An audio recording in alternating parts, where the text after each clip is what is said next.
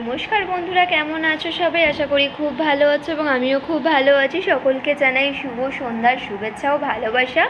তোমাদেরকে আগের দিনকে শর্ট ভিডিওতে দেখিয়েছিলাম আমার করম চা কাটা, আর বলেছিলাম করম চার আচার বানানো হবে। তো এই করম চায় আচার বানানোর জন্য কী কী লাগছে সেগুলো কিন্তু এখানে দেখো মা কিন্তু অলরেডি রেডি করে নিয়েছে। তো এখানে দেখো অনেকগুলো কাঁচা লঙ্কা নিয়েছে, যেহেতু এটা টক ঝাল মিষ্টি আচারই করা হবে তাই মিষ্টিটা আমরা কমই দেবো, মানে মিষ্টির পরিমাণটা কম থাকবে কিন্তু ঝালের পরিমাণটা বেশিই থাকবে। তো সেই কারণে এতগুলো লঙ্কা এখানে নেওয়া। তার সাথে নেওয়া হয়েছে এখানে রসুন, আদা আর এখানে লেবু নেওয়া হয়েছে।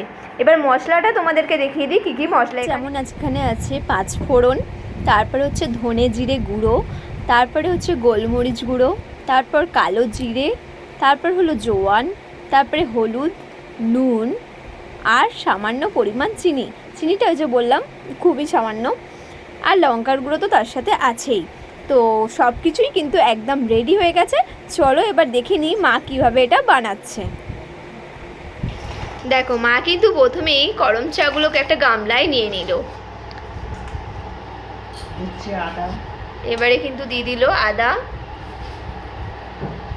মানে যেভাবে আম তেল করা হয় খানিকটা কিন্তু সেইভাবেই করা হবে। দেখতেই পাচ্ছ রসুন কিন্তু গোটা গোটা দেওয়া হয়েছে, তোমরা চাইলে কিন্তু রসুন থেতো করেও দিতে পারো। আমরা ইউটিউব দেখেছি প্লাস নিজেদের বুদ্ধি খাটিয়ে এটা করছি আজকে আমরা। তো রসুন কিন্তু গোটাও রাখা যায়, থেতো করেও দেওয়া যায়। লেবুও দিয়েছে মা যাতে টকটা হয়, আরও লেবুর গন্ধটা তো এমনিই খুব সুন্দর লাগে সেই কারণে দেওয়া। আর এই যে করম চাগুলো কাটতে তো অনেকই সময় লেগেছে, আমার একার দ্বারাই তো সম্ভব হয়নি, লাস্টে মাও কেটেছে অনেকটা। আর এই দেখো এখন কিন্তু প্রত্যেকটা মশলাই কিন্তু এখানে মা মিশিয়ে দেবে।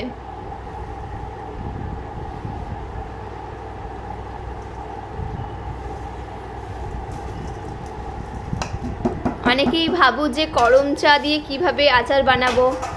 করম চায়ের টেস্টটা একটু অন্যরকম তো অন্যান্য ফলের থেকে, তো সেই কারণে কিন্তু একটু সমস্যা হয়। তো তোমরা চাইলে কিন্তু আমার এই ভিডিও দেখে কিন্তু তোমরা আচারটা বানিয়ে ফেলতেই পারো। দিয়ে দেব আসল জিনিস, যেটা হচ্ছে তেল, যেটা ছাড়া কিন্তু আচার একেবারেই অসম্পূর্ণ, যাকে ছাড়া আচার বানানোই যাবে না।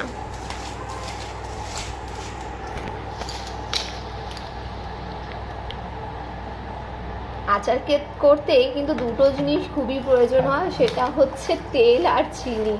মিষ্টি আচার হলে চিনি বেশি লাগে, আর তেল আচার বা মশলা আচার করতে গেলে কিন্তু তেল বেশি লাগে। তো মা কিন্তু এখানে বেশ খুব ভালোভাবে মশলাটাকে তেলের সাথে মাখিয়ে নিচ্ছে, যাতে প্রত্যেকটা করম চা এবং প্রত্যেকটা মশলা একই সঙ্গে খুব ভালোভাবে মিশে যেতে পারে। মা ওখানে মশলাটা মাখছে, আর এখানে কিন্তু খুব সুন্দর একটা স্মেল বেরিয়েছে মশলার। আর দিয়ে দেব ভিনিগার, যাতে আচারটা খুব তাড়াতাড়ি হয় এবং ভালো থাকে অনেক দিন।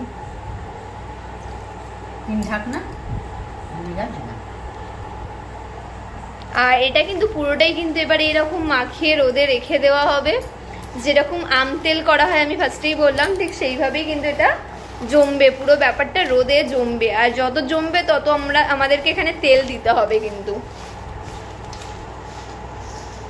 এবার দেখার বিষয় হচ্ছে কিরকম খেতে লাগবে।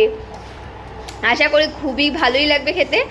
আর আমার তো এখনই মানে জিভে জল চলে আসছে, মানে টক জিনিস এমন জিনিস না, মানে দেখলেই জিভে জল চলে আসে। আর আমি তো যেহেতু কথা বলছি, ভয়েস দিচ্ছি, অলরেডি তো আমার জিভে জল চলেই যাচ্ছে কথা বলতে গেলে।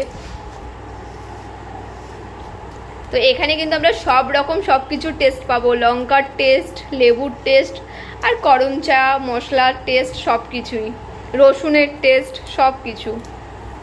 তো আমাদের ফাইনালি কিন্তু মাখানো হয়ে গেছে।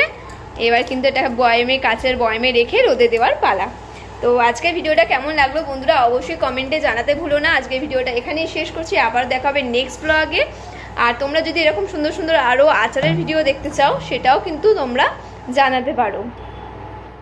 মশলাগুলো যত মিশছে তত কিন্তু খুব সুন্দর একটা গন্ধ ছাড়ছে আচারের।